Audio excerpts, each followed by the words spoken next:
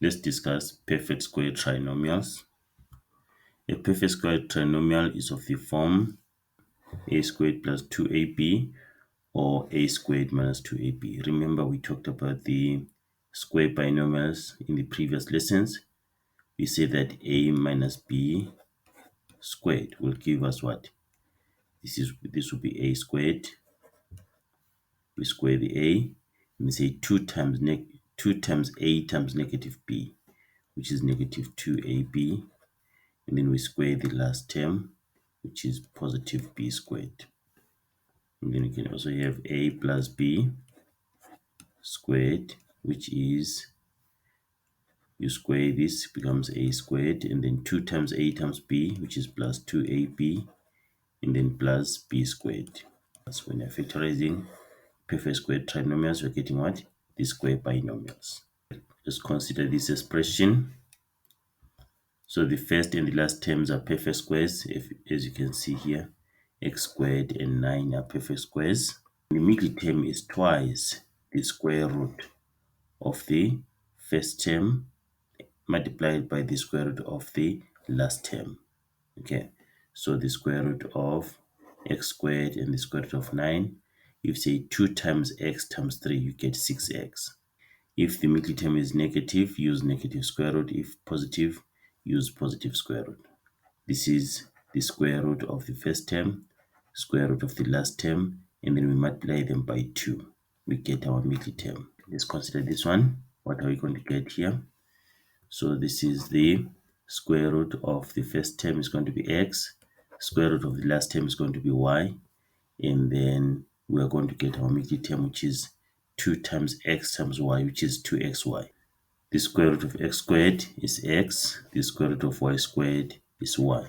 Then if you say 2 times x times y, we get 2xy, the middle term. See that? So it means our if we factorize this perfect square trinomial, we get x plus y squared.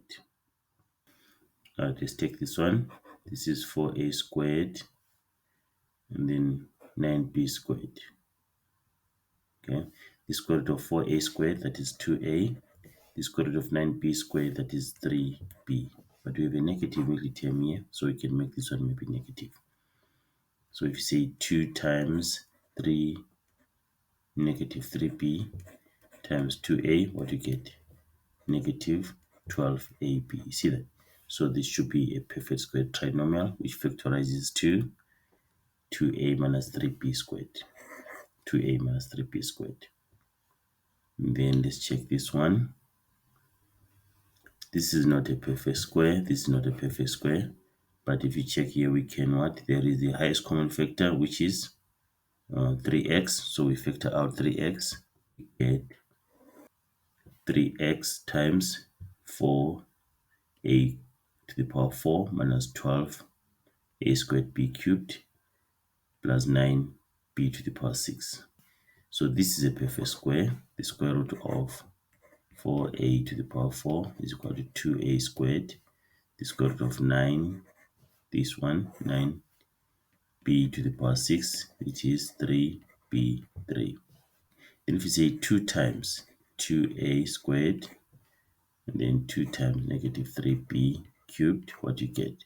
We get negative 12 a squared b cubed, okay, which is the middle term here.